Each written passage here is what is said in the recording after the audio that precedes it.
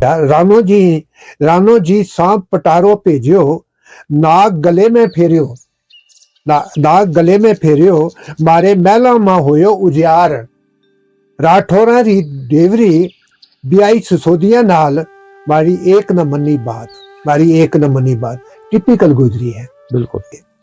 इसी तरीके से मिलिटेंसी के दौर में। जी जी मैनी साहब, अभी मैं उसी तरफ लौटने वाला था। तो इसी तरह से जब अगर हम 99 की बात करें, 99 की बात करें, करगिल की, तो उसमें गुजरों का बहुत बड़ा रोल रहा है। तो उसके साथ अब मिलिटेंसी की तरफ लौटते हैं हम। हिल काका की बात अगर हम करें, इसके अलावा जो गुजरों का रोल रहा है ड्यूरिंग द मिलिटेंसी, इसके बारे में आप क्या कहें? मिलिटेंसी में ये हुआ जी कि मिलिटेंसी में जब शुरू हुई तो दरपड़ता जंग इसको कहते हैं। मिलिटेंसी एक दरपड़ता जंग, कि आपको पता नहीं चलेगा। तो आपको सबसे बड़ी चीज है कि मिलिटेंसी ये ऐसी लड़ाई नहीं है कि जिसमें कोई हद है, सरहद है, क्योंकि ये लड़ाई सरहद से निकलकर हमारे गांव तक आ गई थी, हमारे घरों तक आ गई थी। घर में ही मतलब ऐसे हालात बन गए थे कि मतलब मिलिटेंट्स जो थे वो घरों में घुस जाते थे और वहां से जो थे हमारी फौज पे हमले करते थे। तो इस तरह उनको मिलिटेंट्स का चेहरा नहीं होता है। सबसे बड़ी बात जो है ये जो है ना, मिलिटेंसी में दुश्मन का चेहरा जो है ना वो नहीं मिलता, क्योंकि आपके साथ बैठा हुआ आदमी भी मिलिटेंट हो सकता है। तो जब ये पोजीशन नौबत आ गई तो आप जब तक आपको पहचानने की जरूरत होती है उसमें, तो जब तक आपको ये पता ना चले कि ये मिलिटेंट कौन है, मुझे स्ट्राइक किस पे करना है। फौज भी जो है ना, क्योंकि अब गाँव में तो सारे हमारे अपने लोग रहते थे, लेकिन वहां पर आकर मिलिटेंट घुस गए। अब किस घर में कौन मिलिटेंट है आपको पता तो नहीं है। एक ऐसे आदमी थे, तो उसको चेहरे को ढूंढने के लिए जो काम जो था, उसमें सोर्स का काम जो था, उसमें जो एक इंफॉर्मेशन देने का काम जो था, उसमें ये बताना कि ये यहाँ से ये मिलिटेंट, ये हमारे मुल्क का आदमी नहीं है, ये यहाँ पे कहीं घुसा हुआ है। उसमें हमारी जो गुजर बरादरी थी, इसने बहुत बड़ा काम किया है। और खास करके जो हिल काका में लड़ाई लड़ी गई है, जिसमें फजलुद्दीन ताहिर जो था, उसका बहुत अहम रोल रहा है। फजलुद्दीन ताहिर वो आदमी था कि जिसने उस एरिया का मतलब मज़दूर आदमी था। हालांकि तो उसका खानदान जो था वो बड़ा में रहते थे। तो जब इन्होंने मिलिटेंट्स ने वहाँ पे एक रेजिमेंट बना ली थी, उसको कहते थे पीर पंचाल रेजिमेंट, जिसका हेडक्वार्टर उन्होंने हिल काका में रखा हुआ था। तो पीर पंचाल रेजिमेंट जो थी, वहां से ही वो पुंछ में भी अटैक करते थे, रजौरी में भी अटैक करते थे, और ऊपर जो है ये जो कश्मीर की वादी की तरफ भी वहां से ही जाते थे वो लोग। तो अटैक करके फिर वो वापस आ जाते थे वहां पे। तो अब इन पहाड़ों में कैसे अटैक हो सकता था, कैसे कब्जा करना था। उस वक्त हमारे एक जीओसी होते थे, रोबियो फोर्स नई बनी थी। तो रोबियो फोर्स के जीओसी लीडर साहब थे, एचएस लीडर नाम था उनका। तो उन्होंने फिर ये ऑपरेशन सर्व विनाश जो था वो तैयार किया। लेकिन उस ऑपरेशन सर्व विनाश में फजलुद्दीन ताहिर के आदमी का बहुत बड़ा रोल रहा है। फजलुद्दीन ताहिर ने मतलब वो आदमी था कि जिसने पूरी ढोकों के बारे में बताया, क्योंकि वो बड़ा एरिया में रहता था, उसको पता था कौन कौन सी ढोक कहाँ पर है, जहाँ कहाँ। फिर ये बताया कि मिलिटेंट्स कहाँ पर रहते थे। तो इस तरीके से उसने जितनी मदद हो सकती थी, उसने अपना एक ग्रुप बना लिया था। उसने उस ग्रुप का नाम दिया था पीर पंचाल स्काउट्स। पाकिस्तान से जो मिलिटेंट्स आए थे उन्होंने पीर पंचाल रेजिमेंट नाम दिया था। तो इसने अपने कुछ आदमी खड़े किए और उनका नाम दे दिया पीर पंचाल स्काउट्स।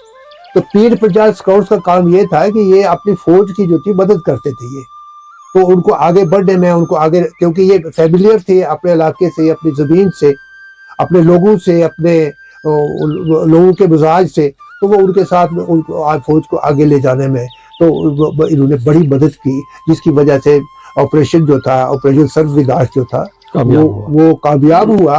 और नतीजा ये हुआ है कि जून में ऑपरेशन सर्व विनाश जो था ये इख्तिताम पजीर हुआ, और जुलाई और नवंबर में पाकिस्तान समझ गया कि अब जो है मिलिटेंसी जो है वो नहीं हो सकती, क्योंकि जो बैकबोन थी मिलिटेंसी की वो इन्होंने तोड़ दी जब ऑपरेशन तर्कविनाश किया था ये हिल काका में।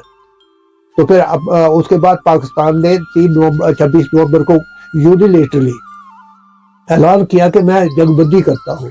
परवेज मुशर्रफ ने इतना हो गया कि पाकिस्तान मजबूर हो गया जंगबंदी करने पर। उसने कहा कि अब मेरी मिलिटेंसी का कोई हमारा रोल नहीं रहेगा वहां पर।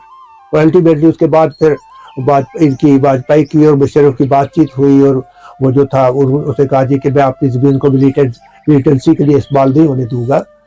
वो उसकी मेन वजह ये थी कि ये जो ऑपरेशन यहाँ हुआ था हिल काका में, जिससे उनकी जड़ जो थी वो नीचे से कट गई, फिर वो मिलिटेंसी यहाँ पे पनप नहीं पाई थी जी।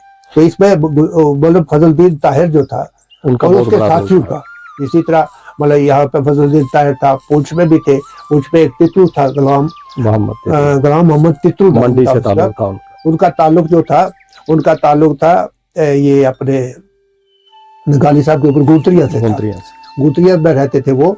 तो वो क्या करते थे कि वो उनको मतलब एक आर्मी के खैर ख्वाह थे और उन्होंने सेकलू के अंदर फौज को बताया कि भाई पहला मिलिटेंट जो था उन्होंने पकड़वाया था, गुलाम हुसैन तितरू नाम था उसका। और उसने पहला मिलिटेंट जो था इस एरिया में, जैसे आप उस वक्त देखते हैं कि यहाँ से 72 लड़के आपको 1900 ये जो है ना मिलिटेंसी जब स्टार्ट हुई ना तो 91 की बात है। तो ये आपका सुरनकोट का एरिया जो था, इनमें से 72 लड़के जो थे वो LOC के उस पार चले गए थे ट्रेनिंग लेने के लिए। ट्रेनिंग लेकर वापस आए, उन्होंने अपना काम शुरू कर दिया। जब काम शुरू किया तो पहला आदमी जो उन्होंने मारा था मिलिटेंट थे वो मुंजिहाड़ी में थे, एक नथू राम नाम था उसका, मुंजिहाड़ी का, उसको मार दिया उन्होंने। तो वहां से पता चला कि मिलिटेंसी शुरू हो गई है। तो फिर अब मिलिटेंट पकड़ा नहीं जा रहा था क्योंकि वो मतलब वो लोकल लड़के थे, तो बहक गए थे, बहकाया गया था, उनको वर्गलाया गया था।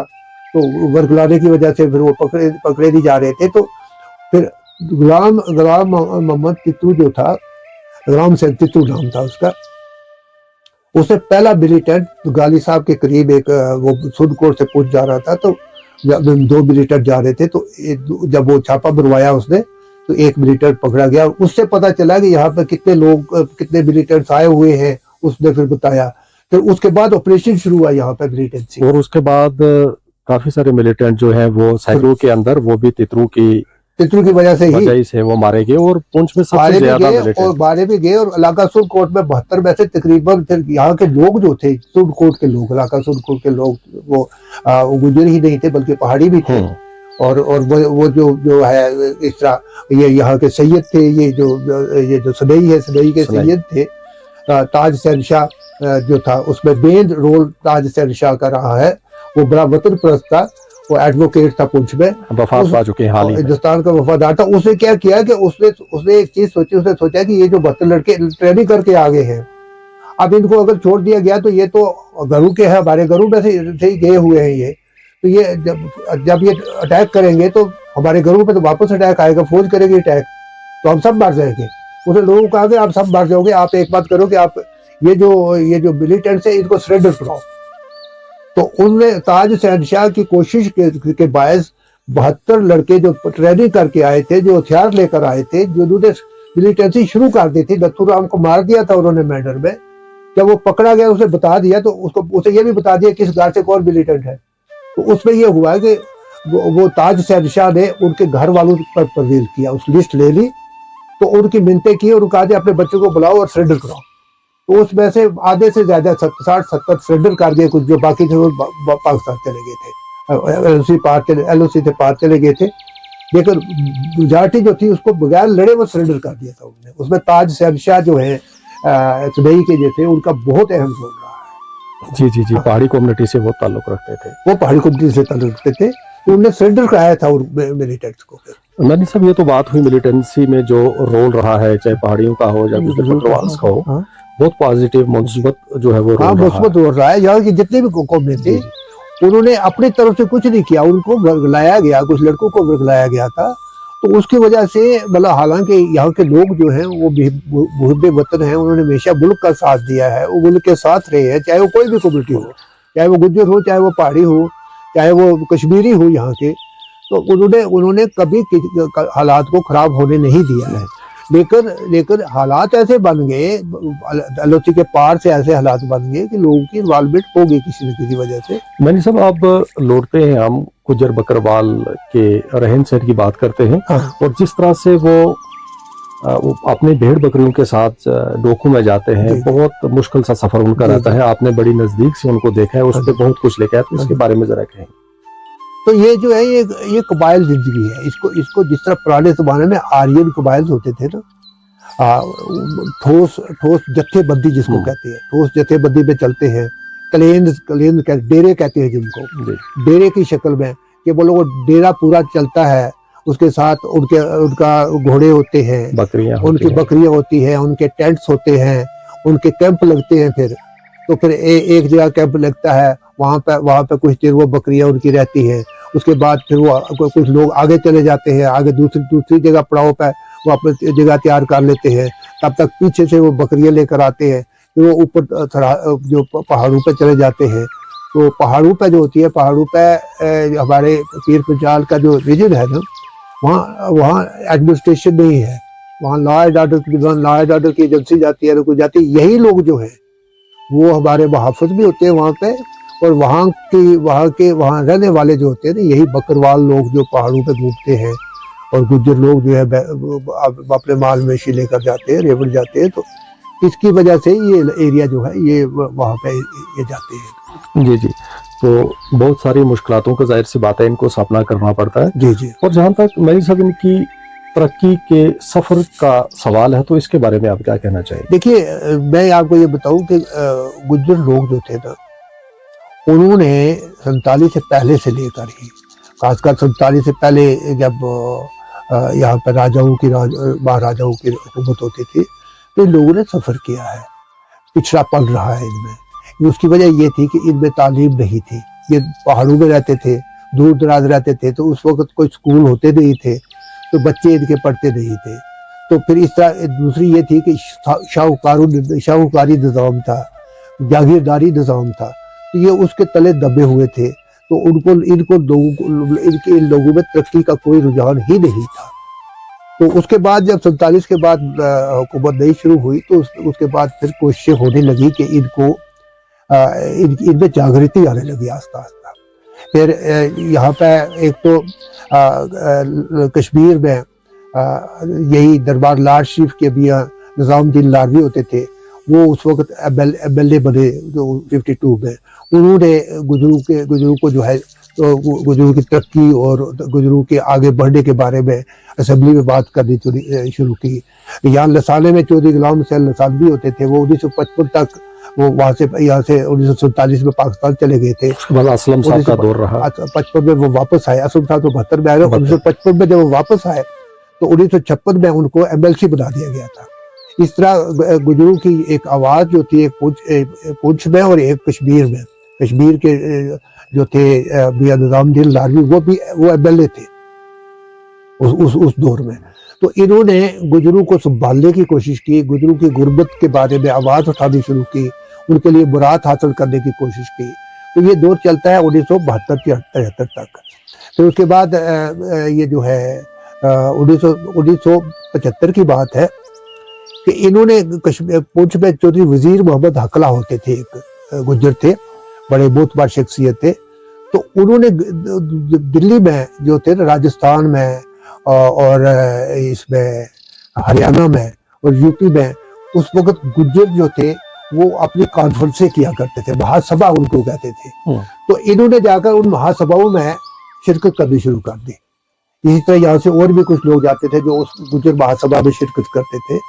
तो वहां से जब वापस आए थे, इन्होंने भी आवाज उठानी शुरू कर दी कि हमारे लिए कुछ बरात हमें कुछ दी जाए। लेकिन बात बन नहीं रही थी। उनको जो एक खास लाभी थी यहाँ पे, जो वो नहीं चाहती थी कि गुज्जर जो है वो तरक्की करे ज्यादा। तो उसमें वो लाभी जो थी वो मतलब जो अमीर लोग थे, लाभी मीर के जो अमीर लोग थे, चाहे वो गुजरों में ही थे, वो ऐसे भी लोग थे गुजरों में कि जो नहीं चाहते थे कि उनके आगे जो है, जो गरीब लोग हैं, वो उनके पंजे से निकल सके। तो उन्होंने भी कोशिश की कि ऐसे ही चलते रहे। लेकिन फिर क्या हुआ है कि दरबार लाल शरीफ के जो थे हजरत मियां रज़ाउद्दीन लारवी ने 1967 में इलेक्शन ही लड़ा। उनके बेटे थे मियां मियां बशीर अहमद बशीर लारवी। अहमद। वो 1972 में एमएलए बने, तो वो बड़े तेज किस्म के आदमी थे, मतलब सोच वाले आदमी थे, और बड़े एक सियासी जो है शऊर रखते थे, रूहानी अजमत के साथ साथ सियासी शऊर भी रखते थे। तो उन्होंने दिल्ली में जो थे, दिल्ली के दिल्ली में जो हुकूमत थी, हुकूमत के साथ राब्ते कायम करने शुरू कर दिए। तो 1971 में क्या हुआ, 1972 में उनके राब्ते इंदिरा गांधी के साथ होने शुरू हो गए। वो कहीं कश्मीर में आई, उनकी मुलाकात हुई, तो उसके बाद तो फिर वो बड़ी मुतासर हुई उनके साथ, उनसे। तो उनके उनके उन्होंने क्या किया कि 1974 में इंदिरा गांधी कश्मीर आई, तो वो पुंछ रजौरी के दौरे पर आई, 1974 की बात है। तो मियां साहब उनके साथ थे, वहां से कांग्रेस में थे, उसने कांग्रेस ज्वाइन की हुई थी उन्होंने। तो वो जहाज में साथ आए, तो उन्होंने उनको बताया कि हमारी ये हालत है, हमारे लोगों की ये हालत है, हम दबे कुचले हैं। तो उसने देखा, यहाँ तकरीर भी की, लोगों को भी मिली, लोगों को देखा। तो दिल्ली गई, तो दिल्ली जाकर उसने कहा, मियां साहब इन्होंने मियां साहब ने कहा हमें गुजर शेड्यूल टाइम करार दो। उन्होंने कहा मैं इस तरह तो अभी नहीं करूँगी, क्योंकि इसके लिए सर्वे करना पड़ेगा, इसके लिए और चीज़ें होती है, फार्मेलिटी कर। मैं आपको पैसे देती हूँ, तो आप पहले इनके सुधार, आपको पैसे ही चाहिए, मैं आपको पैसे देती हूँ। तो वापस जाकर 1974 में उन्होंने 14 करोड़ रुपये उस वक्त उस जमाने में गुजरों के लिए संक्शन किए, गुजरों की फलाह बहबूद के लिए। और ये कहा कि ये पैसा जो है, ये जो मियां साहब कहेंगे, मियां बशीर अहमद लारवी साहब, वो सबसे ज्यादा नशीन थे वहां के लाल शरीफ के, वो जिस चीज के लिए वो कहेंगे उसी चीज का ये खर्च किया जाए। चलो, और आप हैरान होंगे कि उस वक्त रियासत का कुल बजट 28 करोड़ रुपए का था, जिसमें से 14 करोड़ रुपया गुजरों को जो था अलग से दे दिया उन्होंने, कि गुजरों की फलाह बहबूद के लिए दिया जाए। तो इस 1975 में तक आते आते जब पैसा आता, तो हुकूमत बदल गई, जम्मू कश्मीर में शेख साहब आ गए 1975 में। तो फिर मियां बशीर, उन्होंने भी, फिर शेख साहब ने भी मियां बशीर अहमद लारवी साहब को कहा, जी बताओ क्या करना है, क्योंकि पैसा तो खर्च गवर्नमेंट ने करना था ना। तो फिर उन्होंने इनको मिनिस्टर ले लिया। तो मियां बशीर अहमद लारवी के कहने पर उस वक्त सबसे पहले गुजर हॉस्टल बनाए गए। बिल्कुल। उन्होंने कहा कि गुजरों की जो है, गुजरों के बच्चों को तालीम दी जाए, ताकि आगे बढ़कर वो किसी जगह पहुंच सके, क्योंकि ये बुनियादी चीज थी। गुजर हॉस्टल खुले, फिर शॉप लाइन खुली गुजरों के लिए, जो है वो दुकानों का सिस्टम खुला, कि उनको मुफ्त दुकानें बना के दी। जैसे पुंछ भी आज अड्डे पे आप देखते हैं ना, गुजर शॉप लाइन है, बिल्कुल इसी तरह रजौरी में भी है, कश्मीर में भी है, शॉप लाइन खुली। फिर जम्मू में गुजर नगर बनाया गया, ये जो आज गुजर नगर जम्मू का देखते हैं ना, वो भी मियां बशीर अहमद साहब ने उस वक्त जो था बनवाया था, गुजर नगर। इस तरह फिर काम जो था इनका थोड़ा था। फिर डोकू बरगू में ना, इनकी सहूलियात के लिए जो थे गश्ती स्कूल खोले गए, कि जो जब ये चले जाते हैं, डोक में जाते हैं, तो इनके लिए, बच्चों के लिए स्कूल जो है वो गश्ती स्कूल हो। फिर इनके लिए मोबाइल गश्ती, ये जो था पार्टियां थी, जो इनकी जो दवाखाने जो थे, कि उनकी दवाखाने के लिए भी वो उन्होंने करवाए। ये सारे उस वक्त उन्होंने शुरू किए थे। मतलब अभी ये ट्राइब नहीं हुए थे, लेकिन ये बारात इनको मिलनी शुरू हो गई थी। फिर उसके बाद इन्होंने अपना दबाव डाला कि हमें शेड्यूल ट्राइब करा दिया जाए। तो फिर करते करते 1974 की बात नहीं, ये तो 80 की बात, 1991 में चंद्रशेखर की हुकूमत थी। तो उस वक्त, उससे पहले मियां बशीर साहब के कहने पर और कुछ लोगों के कहने पर इनका सर्वे जो था, उन्होंने सर्वे करवा लिया था कि इसमें गुजरों के लिए ये जो था ये इनको शेड्यूल ट्राइब करार दिया जाए। उस सर्वे में उन्होंने कहा था कि ये जितने भी लोग पहाड़ों में रहते हैं, चाहे वो गुज्जर हैं, चाहे वो कोई भी है, जो इस कैटेगरी में फॉल करता है, तो उनको शेड्यूल ट्राइब किया जाए। तो उस वक्त कहते हैं कि गुज्जरों को और पहाड़ियों को, दोनों को जो था, उन्होंने सर्वे किया और रिकमेंड किया कि इन दोनों को दिया जाए। तो उसके बाद क्या हुआ कि चंद्रशेखर की हुकूमत आई। तो उस वक्त क्या हुआ कि उस वक्त चंद्रशेखर को एक वफ्द मिला, जो रियासत से डेपुटेशन गया, चौधरी मसूद साहब का उस वक्त बड़ा अहम रोल रहा उसमें, उस वफ्द को भेजने में। तो उन्होंने दिल्ली में जाकर डेरे लगाए उन्होंने, और जाकर उनको बताया कि लोग, हमारी पोजीशन क्या है, हमारी हालत क्या है। और हम लोग जो है हम लोगों ने हमेशा वतन के लिए वतन प्रस्ती दिखाई है। हम बहुत बेवतन रहे हैं, लेकिन हमारी आज भी हालत जो है, अब तालीम का मसला है, हमारे दूसरे मसले हैं, तो हमें शेड्यूल ट्राइब बनाया जाए। तो चंद्रशेखर ने उस वक्त 1991 में इनको गुजर शेड्यूल ट्राइब करार दिया। शेड्यूल ट्राइब मिलने के बाद इनका जो था, इनके वही जो चीज़ें थी वो चलती रही, लेकिन इनकी मांग पॉलिटिकल रिजर्वेशन की भी थी। इनकी मांग ढोकू और बरगू में फॉरेस्ट एक्ट के तहत मलकियत की भी थी, वो चीज़ें इनको अभी नहीं मिली थी। तो 2006 में एक और फॉरेस्ट एक्ट पास हुआ। फॉरेस्ट एक्ट पास होने का फायदा ये हो गया कि फॉरेस्ट एक्ट के तहत इनको ढोकू और बरगू पे जहाँ ये लोग जाते थे, वहाँ के जो वहाँ जिस ढारे में रहते थे, जिस ढोक में रहते थे, वहाँ पे इनको मलकियत जो थी इनके नाम जो ढोके होने लगी। इसी तरीके से जो थी वहाँ की जड़ी बूटियाँ जो थी उन पर इनके हकूक माने गए, जमीनों पर इनके हकूक मान लिए गए। तो 2006 पे ये उसके बाद फिर 2022 की बात है, गालबन 2022 की बात है कि जब इनको पॉलिटिकल रिजर्वेशन मिली है। तो उसके बाद जो है ये एक अब जो है एक खुशहाल कौम जो है अब बन चुकी है। अब गुजूर आप देखिए, आपके यहाँ IAS ऑफिसर IPS ऑफिसर निकल रहे हैं। फख्र की बात है हमारे लोगों के लिए, पुंछ रजौरी से भी और पुंछ से खास करके, और बैंडर जैसे इलाका से। और बैंडर में आप देखिए वो क्या है, गाँव क्या है, चक बदौला, और वो दूसरे गाँव हैं जहाँ से आजाद साहब है, आजाद असद साहब निकले हैं।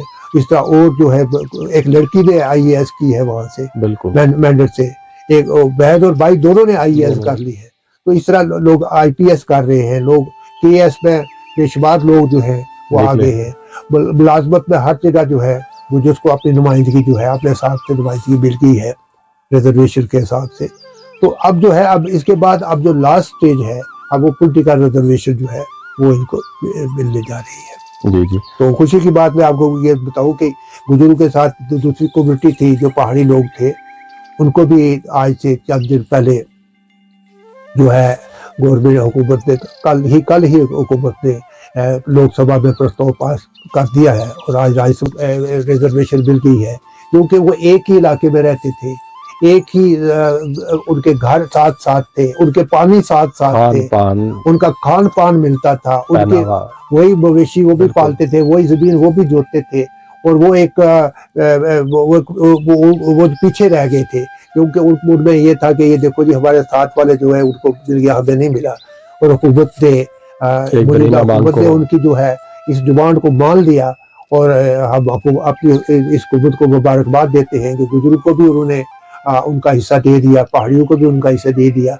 अब जो है, अब दोनों कम्युनिटी जो है वो एक नए तरक्की और खुशहाली के एक ऐसे रास्ते पे चल निकली है, जिससे मुझे लगता है कि आइंदा इलाके में एक रोशन मुस्तकबिल होगा इन लोगों का, और आगे बढ़ने के लिए, तरक्की करने के लिए इनको मौके बेहतर आएंगे। मैनी साहब, आप अपना बहुत ही कीमती वक्त निकाल के यहाँ स्टूडियो में आए, बहुत ही कीमती बातें और तफसील के साथ आपने गुजर बकरवाल ट्राइब के ऊपर रोशनी डाली। इसके लिए एक बार फिर से आपका बहुत बहुत शुक्रिया। शुक्रिया जी, thank you ji, thank you ji.